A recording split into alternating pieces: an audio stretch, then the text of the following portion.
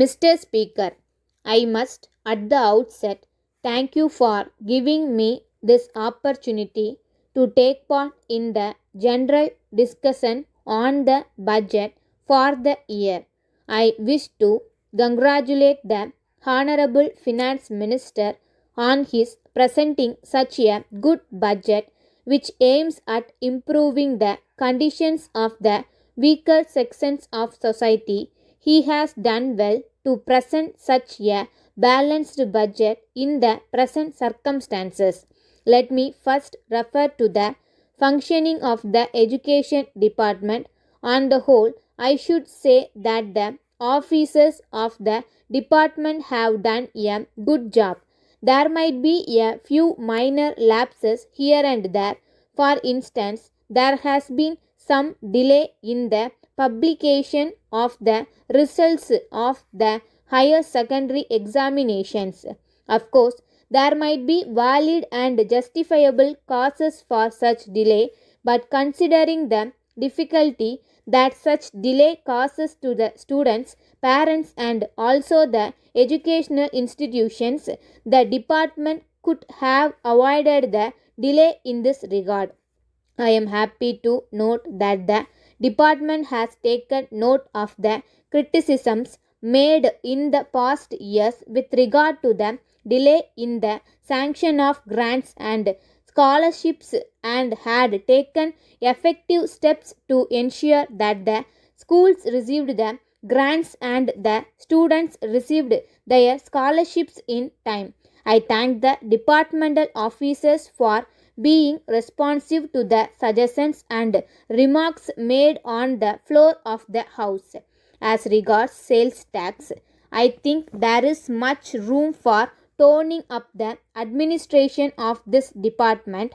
A number of members who spoke before me have referred to many complaints made by the merchants, traders, and businessmen about the harassment to which they were being subjected by the department. The government should realize that they are getting a huge sum by way of sales tax, which helps them to undertake many welfare schemes.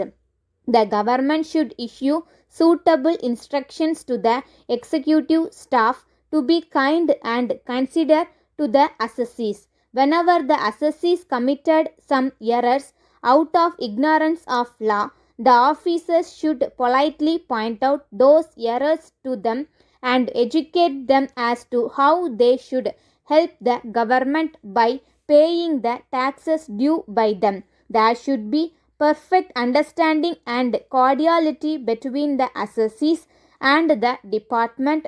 Once these are established, I am sure there would be no room for many of the complaints that are now being made against the officials. The task of collection of tax is a difficult and delicate one, and it should be dealt with carefully. As far as the Forest Department is concerned, I would like to congratulate the Honorable Minister in charge on the keen personal interest taken by him to prevent the indiscriminate cutting of trees in the forests. We know very well how forests are essential for the prosperity of any country. We notice a tendency on the part of some people to destroy forests for various personal uses without realizing the great harm they are doing. Of course, there are laws to prevent such indiscriminate cutting of trees, but as in many other fields, mere laws would not be adequate to tackle this problem. The cooperation of the people is also essential. The people should voluntarily come forward to cooperate with the officials and stop cutting of trees. The officials on their part should always be very strict in dealing with the offenders in this respect. As regards the Cooperation Department, the fine objective of the cooperative movement is not being achieved in many cases. Rules and regulations are violated very often. Also, we see misuse of funds. Letter dated 15th May 1983 from the Star Electronics Limited, Bombay to Messrs. Balaji and Sons, Madras. Dear Sirs, kindly refer to your letter in which you have complained about the delay in our sending the various articles ordered by you. We regret very much the inconvenience caused to you in this connection. However, we request you to consider the circumstances under which we could not fulfill our commitment to you as promised. A section of the labor staged a stay in strike about 2 weeks ago. Though the other sections were willing to work, it was not possible to keep them factory open for security reasons. Hence, we have declared a lockout. The demands of the workers are not reasonable and are against the terms of the agreement entered into between their representatives and the management. So, we are not in a position to meet their demands.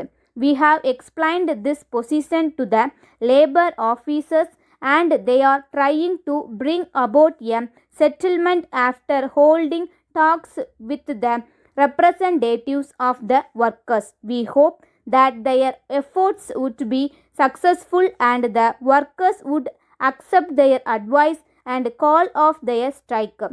In any case, we hope to settle this matter shortly. Thereafter, we propose to execute all pending orders promptly. We assure you that we would give priority to your orders and send you the articles within 2 weeks. Thanking you, yours faithfully.